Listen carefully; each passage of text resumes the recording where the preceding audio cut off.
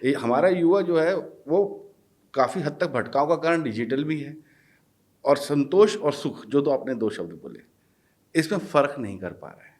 क्या माध्यम रहे कि उन्हें आसान भाषा में, आसान तरीके से और उन्हीं की दिनचर्या के हिसाब से उन्हें ये पहले फ़र्क समझ में आए कि ये संतोष है और ये सुख है।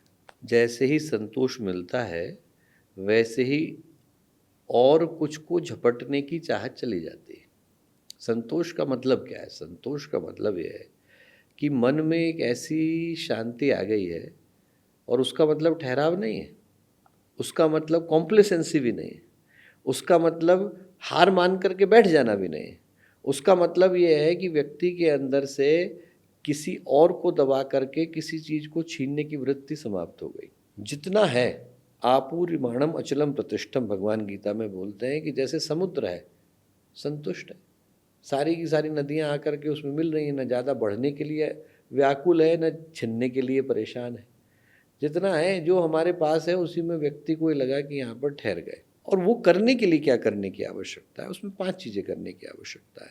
पहली बात तो देखिए, हर व्यक्ति जहर खाए और उसको तभी पता चले कि जहर खाने से मरते हैं, ज़रूरी नहीं। दूसरे को खाते देख करके भी तो व्यक्ति को पता चलता है कि ये खाने अनुभव भी ले योग्य, सकता है किसी से। अनुभव ही ले सकता है। तो पहले तो उन्हीं से पूछ करके देखे जिन्हें उसे लगता है कि जीवन भर दौड़े हैं और उनको कुछ मिला है। उनसे यही पूछे कि क्या उनको मन में शांति अनुभव होती है, क्या वो तृप्त है, तुष्ट है? यदि है तो उनने किस पथ का पालन किया, यदि नहीं है तो क्या नहीं करना चाहिए था, वो समझने की आवश्यकता है। तो पहली बात तो व्यक्ति को सीखने की आवश्यकता है। दूसरी बात, जागरूक होने की आवश्यकता है, अपने जीवन के उद्देश्य का निर्धारण करने की आवश्यकता है। तीसरी, समीक्षा करने की आवश्यकता है।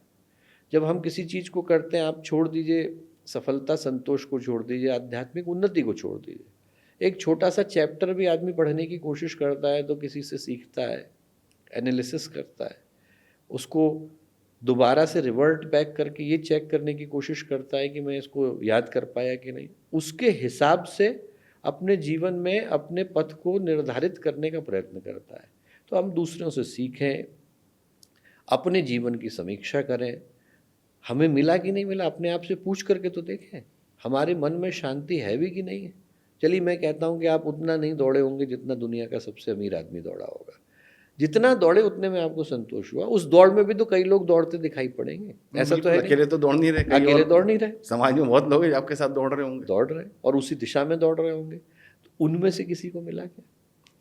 उनमें से किसी के मन में शांति है कि अभी आपने जब ये प्रश्न पूछने शुरू करे, तभी आपने कहा कि जब आप आए तो कई लोगों के चैनल में प्रश्न थे।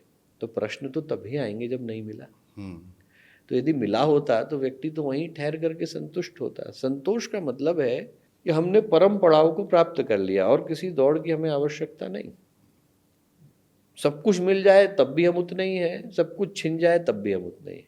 कबीर से आप सब कुछ ले लोगे तो भी कबीर की प्रतिभा वही है, ध्रुव की वही है, प्रहलाद की वही है, रैदास की वही है, नामदेव की वही है, तुकाराम की वही है।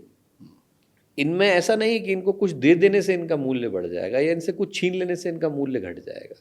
वो जो व्यक्तित्व का प्रकाश है वो इनके जीवन को अपने आप प्रकाशित कर रहा है।